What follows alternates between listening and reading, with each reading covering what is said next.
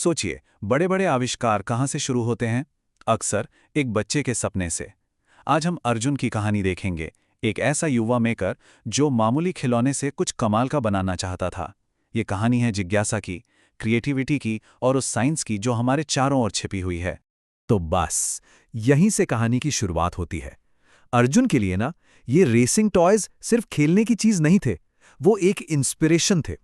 वो सिर्फ रेस का हिस्सा नहीं बनना चाहता था, वो उसे बनाना चाहता था। और यहीं से उसके एक मेकर बनने का सफर शुरू होता है। कहते हैं ना, हर बड़े आइडिया के पीछे एक छोटी सी चिंगारी होती है। अर्जुन के लिए वो चिंगारी छिपी थी एक साइंस किट में। उसे तो पता भी नहीं था कि कुछ मामूली सी चीजें उसके सपने को सच करने वाली हैं। अब जरा इन चीजों को देखिए, गुब्बारे, स्ट्रॉ, पहिए, कुछ भी हाईटेक नहीं है ना। ये तो बस वो सीधी सादी चीजें हैं जो उसे एक साइंस किट में मिल गई। और यही तो सबसे कमाल की बात है। इनोवेशन के लिए महंगी चीजों की नहीं, बस एक क्रिएटिव दिमाग की जरूरत होती है। ठीक है, तो सामान तो मिल गया, लेकिन अब असली चैलेंज सामने था। इन अलग अलग टुकड़ों को जोड़कर कुछ ऐसा कैसे बनाया जाए जो काम करे। समझ लीजिए, ये उसकी इंजीनियरिंग का पहला टेस्ट था। और बनाने का तरीका, अरे बहुत ही सिंपल था। सबसे पहले तो पहियों को बोट से जोड़ा, जिससे गाड़ी को एक बेस मिल गया।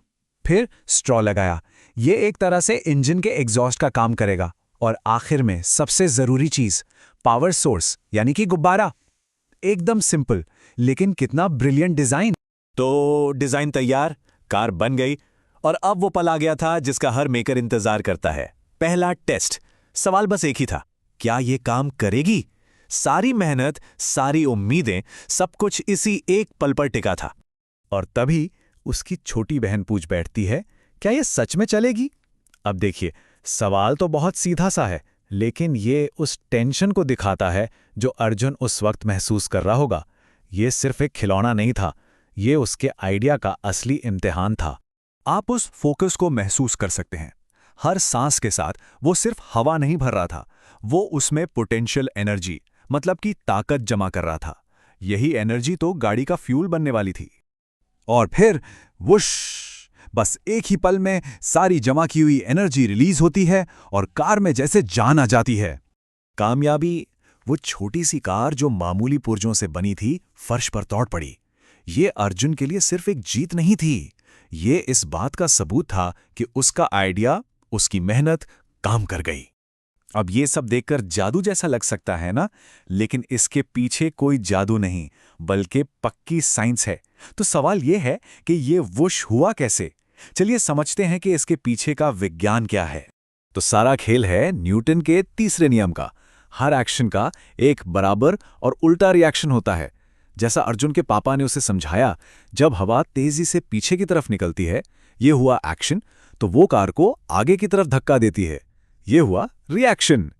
फिजिक्स का कितना सिंपल और सुंदर उदाहरण है ये। और जानते हैं ये प्रिंसिपल कितना पावरफुल है? जरा सोचिए, अर्जुन की ये छोटी सी बलून कार ठीक उसी नियम पर चल रही है जिस पर एक बड़ा सा रॉकेट स्पेस में जाता है। ये दिखाता है कि फिजिक्स के नियम हर जगह एक जैसे ही काम करते हैं, चाहे वो एक खिलौना हो या स्पेसशिप। लेकिन बात सिर्फ कार के चलने तक ही नहीं रुकी, इसका असर कहीं ज्यादा गहरा था। इस एक एक्सपेरिमेंट ने अर्जुन के अंदर कुछ बदल दिया था। ये किसी प्रोजेक्ट का अंत नहीं था, बल्कि एक नई पहचान की शुरुआत थी। ये एक बहुत पावरफुल फीलिंग होती है। उस एक पल में अर्जुन सिर्फ एक बच्चा नहीं था जो खिलौनों से खेल रहा हो, वो एक साइंटिस्ट बन गया था, एक एक्सप्लोरर। उसने सिर्फ एक कार नहीं बनाई थी, उसने अपने अंदर एक नया कॉन्फिडेंस जगाया था। और जैसा एक असली साइंटिस्ट करता है, वो एक कामयाबी पर रुका नहीं, उसने और भी एक्सपेरिमेंट्स किए। सोचने लगा, अगर पहिए बदल दिए जाएं तो क्या होगा, या गुब्बारा छोटा कर दें तो। हर नई कोशिश उसे बैलेंस, फ्रिक्शन, एयर प्रेशर जैसी नई नई चीजें सिखा रही थी। लर्निंग एक नॉन स्टॉप प्रोसेस बन गई। और देखते ही देखते उसका ये पर्सनल प्रोजेक्ट पूरी फैमिली की फन एक्टिविटी बन गया। ये दिखाता है कि कैसे साइंस लोगों को एक साथ ला सकता है। और सीखना सिर्फ किताबों में ही नहीं होता, ये मजेदार भी हो सकता है जब सब मिलकर करें। और दिन के आखिर में अर्जुन ने बड़े गर्व से कहा, आज मैंने हवा से चलने वाली कार बनाई। ये एक छोटा सा वाक्य है, लेकिन इसमें उसकी पूरी जर्नी छुपी है। एक आइडिया से लेकर एक चलती फिरती कार बनाने तक, और इस पूरे सफर में एक साइंटिस्ट बनने तक। तो अर्जुन की कहानी से एक बहुत बड़ी बात सीखने को मिलती है। बड़ी बड़ी खोजें अक्सर बहुत मामूली चीज़ों से शुरू होती हैं।